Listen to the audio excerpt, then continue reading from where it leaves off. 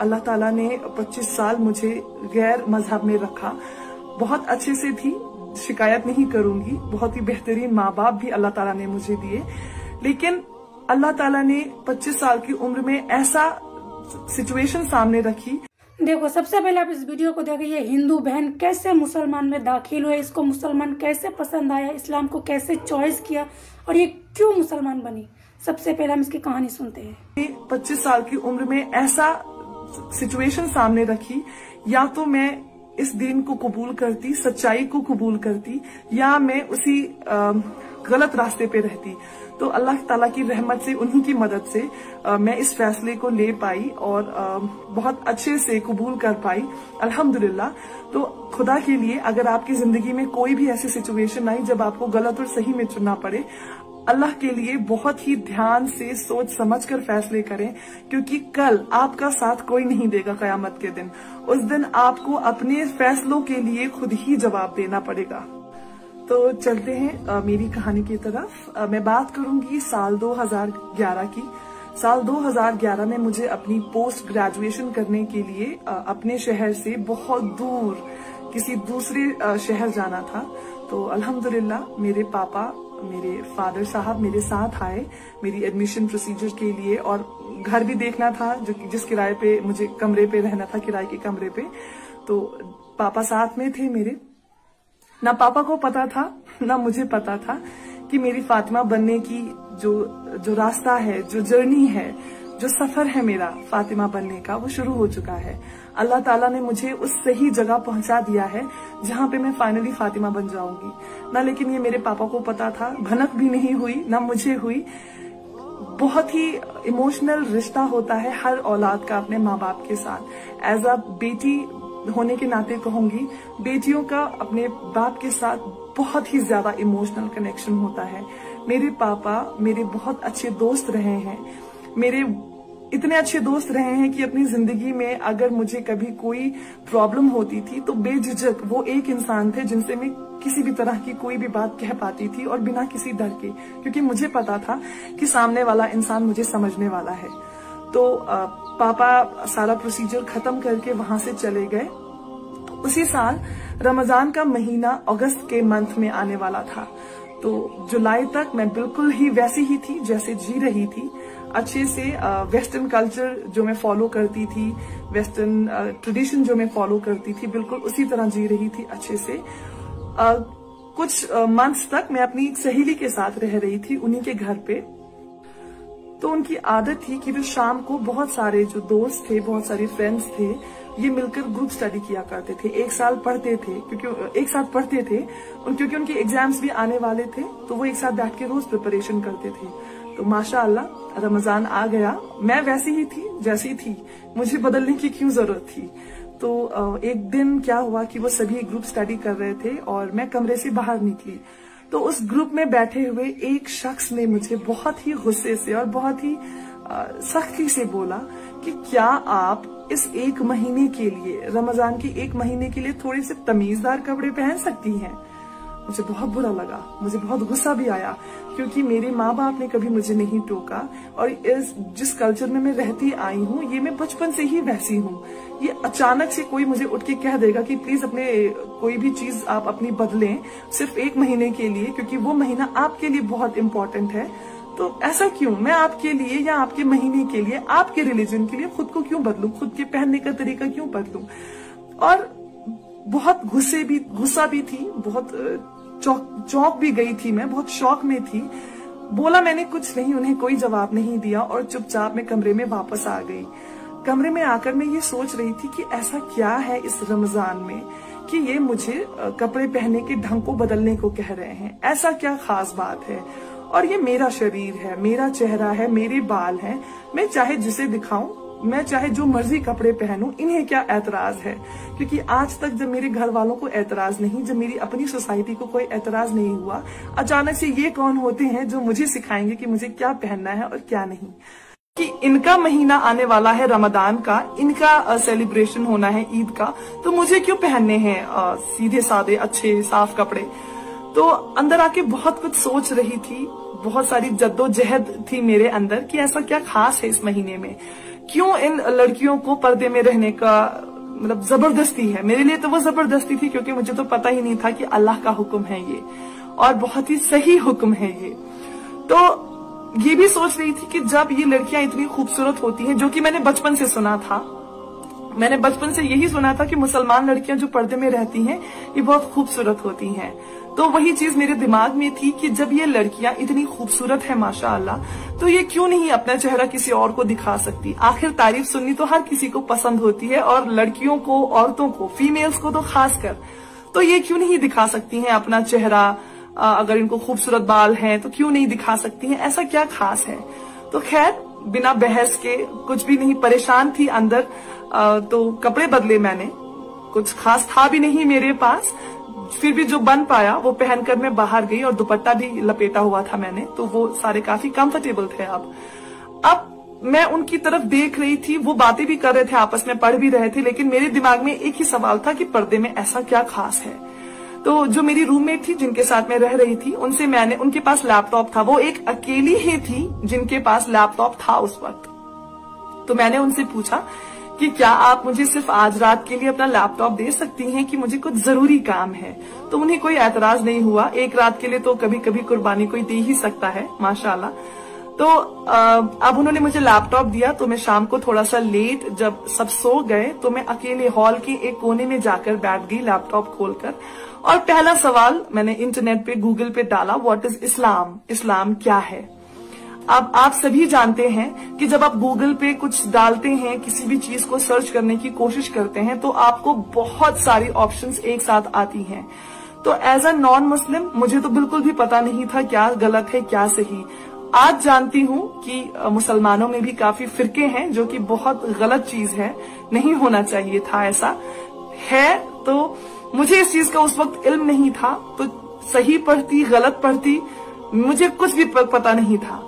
तो मैंने क्या किया, जो सबसे पहली जो वेबसाइट मुझे आई गूगल में, तो मैंने वही क्लिक की, वही ओपन किया और पढ़ना शुरू किया। अभी शुरू ही किया था पढ़ना, तो चैट बॉक्स मुझे एक आया, खुद ब खुद स्क्रीन पे चैट बॉक्स आया। जैसे कि आप मैसेंजर वगैरह पे चैट करते हैं लैपटॉप पे, तो वो रेक्टेंगुलर स्क्वायर शेप में आपको बॉक्स आता है, वैसा ही कुछ बॉक्स एक पॉपअप हुआ मुझे।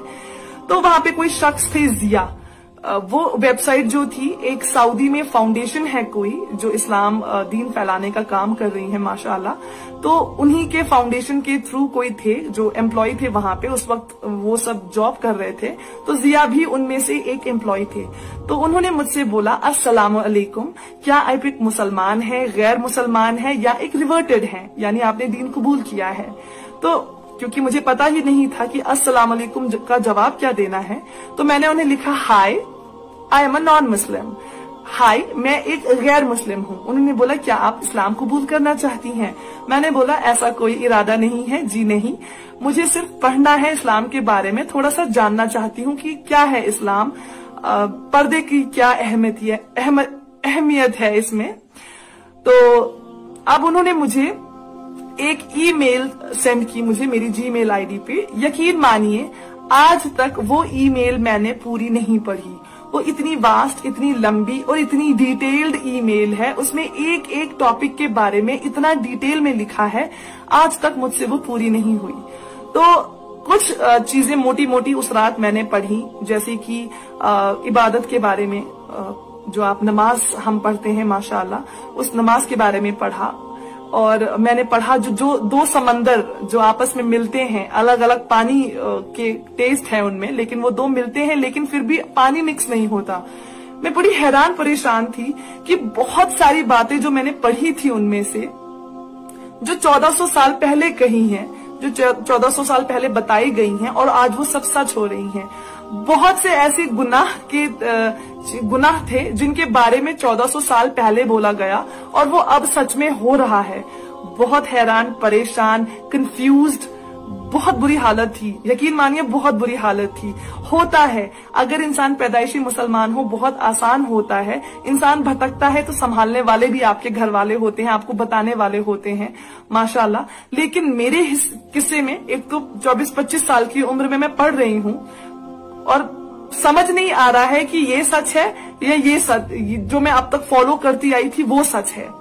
तो सबसे ज्यादा कंफ्यूजन मुझे इस बात पे हुई कि जो खुदा हमने जिसे मैं इबादत करती थी, वो कोई जो आते थे दुकानों पे, वो फोटोज बिकती थी, वो जो आइडल्स जिसको हम मिट्टी के पुतले बोलते हैं, वो बिकते थे दुकानों पे, यानी कोई उन्हें बनाता है। तो अगर खुदा इंसान को बनाता है, अगर हमारे रब ने हमें बनाया, तो हम कैसे अपने रब को बना रहे हैं? मुझे ये चीज समझ नहीं आ रही थी। बहुत ज्यादा अंदर से हलचल थी मेरे अंदर, बहुत दिमाग में, जहन में बहुत हलचल थी। मुझे समझ नहीं आ रहा था कि हर साल जनवरी में जो कैलेंडर छपते हैं, हर किसी में भगवान की पिक, जो फोटो है, इमेज है, वो अलग अलग होती है। मतलब ये क्या है? मुझे समझ नहीं आ रहा था कौन है वो इंसान जिसने भगवान को देखा है और फिर उनकी तस्वीरें बनाई हैं, और सारी तस्वीरें जो हैं वो मैच नहीं होती। किसी का नाक अलग है, होंठ अलग है, रंग अलग है, जो कपड़े हैं उनके, जो ज्वेलरी पहनी है वो अलग है। सिर्फ एक चीज कॉमन होती है। फॉर एग्जाम्पल, अगर एक पर्टिकुलर भगवान है जिन्हें पैसों का भगवान माना जाता है, तो उसमें पैसे बहुत सारे दिखाएं तो हमें ये समझ में आता था कि हाँ, ये पैसों वाले भगवान है। एक है जो इल्म के, जो ज्ञान, जिसे नॉलेज कहते हैं, उसके भगवान है, तो उनको व्हाइट सब कुछ दिखाया जाता था, तो समझ आता था कि जी हाँ, ये नॉलेज के जो है वो भगवान है। अब मैं ये सोचकर परेशान थी कि अगर खुदा हमारा है, ऐसा ही है, तो कौन है वो पहला इंसान जिसने खुदा को देखा है? मेरे पास मेरे ही सवालों का, मेरी ही दीन के रिलेटेड कोई जवाब ही नहीं था, मेरे ही सवालों का। लेकिन जो मैं पढ़ रही थी, बहुत हद तक मैं आपको बोलूंगी, मुझे ढूंढने की मैंने कोशिश की कि मुझे कोई एक ऐसी चीज मिल जाए जिससे मैं इस्लाम को गलत साबित करूं, और मैं अपनी पढ़ाई उसी वक्त बंद करती, बंद लैपटॉप, बंद वो किताब, सब बंद करके आराम से बंद कर देती, इस्लाम को कभी मुड़ के देखती भी नहीं। लेकिन जो भी पढ़ते जा रही थी, सारे टॉपिक सब सच थे, सब हो रहा था, हो चुका था, या तो जिंदगी में चल रहा था, या आसपास माहौल में वैसा दिख रहा था। तो बहुत हैरान, बहुत परेशान, बहुत कंफ्यूजन। वो वहां से मैंने जो इस्लाम की है पहली पढ़ाई शुरू की है। तो अगर देखा जाए तो जिस शख्स ने मुझे ताना मारा था, वो एक ताना था, तो एज अ नॉन मुस्लिम मेरे लिए बहुत गलत था, गुस्से वाली बात थी मेरे लिए। लेकिन एज अ मुसलमान आज बोलूंगी कि वो एक ताना मेरे लिए रहमत बन के आया। अल्लाह ताला ने उस ताने के जरिए मेरे दिल पे जो पर्दा था, मेरी आंखों पे पर्दा था, मेरे कानों पे पर्दा था, सारे पर्दे हटे और जान पाई कि वाकई इबादत के लायक कौन है हमारा खुदा, कौन है जिसने हमें बनाया, कौन है जो इस कायनात को चला रहा है।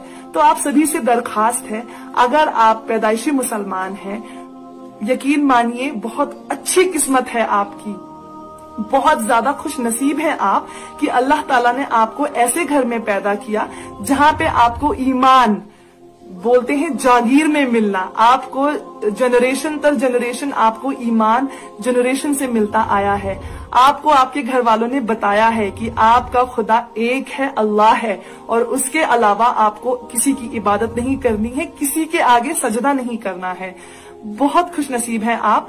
खुदा के लिए अपने ईमान को बचाकर रखें, अपने आप को कोशिश करते रहें हर दिन एक बेहतर मुसलमान बनने की, क्योंकि जवाब आपको देना है कयामत के दिन। ना उस दिन आपकी माँ आएगी आपके पास, ना आपका जो हम सफर है दुनिया में वो आएगा, ना वो जो आप गेम्स खेलते रहते हैं, पबजी, कैंडी क्रश, या मूवीज देखते हैं, एक्टर एक्ट्रेसेस देखते हैं, कोई नहीं आएगा आपकी मदद करने। तो अगर ये दौलत आपको पैदाइशी नसीब हुई है, खुदा के लिए इसे संभाल कर रखें, ये बहुत ही बेशकीमती है। अगर ये आपसे खो गया, या अगर ये इसमें कमी आ गई, तो आपको बचाने वाला कोई नहीं है, सिर्फ खुदा है और उसकी जात है। अगर उन्हें रहम आया तो बच जाएंगे, लेकिन अगर हिसाब हो गया तो बहुत बुरा फंसेंगे। तो अपने ईमान को देखते रहें, बार बार देखते रहें कि आप कहाँ खड़े हैं और कितना दीन फॉलो कर रहे हैं, क्योंकि इस्लाम में ऐसी कोई भी चीज नहीं है जो गलत है।